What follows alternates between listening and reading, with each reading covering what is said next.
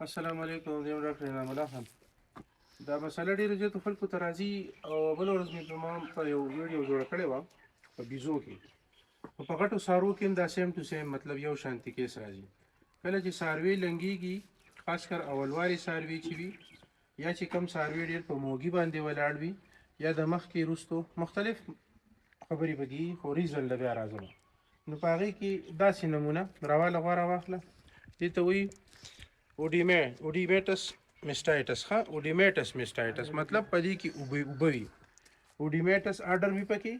د دې هیسټري دا ده چې یاره دا به د لنګانه نه مخکې یا وروستو دا جوړېده شروع شي او دغه شان به دا اوبه راجمع کېږي. اوس اوبه ولې راجمع کېږي؟ ګوره کله چې بچی غټېږي که نه، نو د بچي دا پرشر په دې جسم باندې او په دې لیمفیټک سیستم باندې، یعنې په دې جسم کې الله تعالی داسې یو نظام جوړ کړی دی چې د اوبو دا ترسیل په دې وجود کې په برابر مقدار باندې هر ځای ته رسوي. دې ته لیمفیټک سیستم وایي. کم رطوبت دي اوبه چې دي، نو چې کله دا بچی غټېږي نو دا په دې لیمفیټک دا کم هغه چې دي دا نال چې دي کم نالۍ چې دي په دې باندې پرشر واچي. نو هغه څه چې لوشي د هغې دپاره مخکې ته فلو ته ځای نه وي، نو دا کم لاندې ځایونه چې دي کم چې وینټرل سایډ دی یعنې د خېټې سایډ دی په دې کې اوبه راجمع کېده شروع شي. کله کله دومره سیویر کیس وي چې شاته بچیدانه، خپې، خېټه، دا ججوره ګرګس چې ورته وایي، دا ټول په دې کې اوبه جمع شي. نو د پریشانۍ خبره ورته چېرته هم نه ده.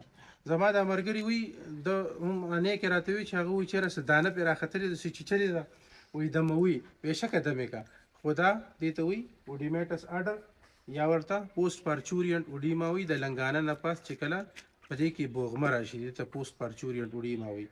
علاج هم اسان دی، خو یو دوه خبرې احتیاطي تدابیر ساتئ. کم ځای کې چې دا نمونه کیس وي نه چې اوبه پکې جمع شوي دي، نو مالګې ګټ نه، تاسو اکثر مالګې ګټ دی دا به ترې لر کوئ، ځکه د دې هغه مالګې ګټ چې دا مالګه خوري هغه اوبه نورې هم په تیزۍ سره هغه ځای ته راجمع کېږي. منرلز به ورکوئ خو د مالګې نه دی ساتئ. ټیک ده. لایسکس یو انجکشن دی، بل استاد ته ما یو ګولۍ ښودلې وې، په دې کې به سحر ماښام کوئ چې دې کې دا کمې اوبه دي چې دا ډرین اوټ شي، چې دا ډرین اوټ شي، دا لرې شي د وجود نه. که دا پکې پاتې کېږي نو دا بیا وروسته نو جوړوي، انفیکشن جوړوي، ټاکسیمیا جوړوي.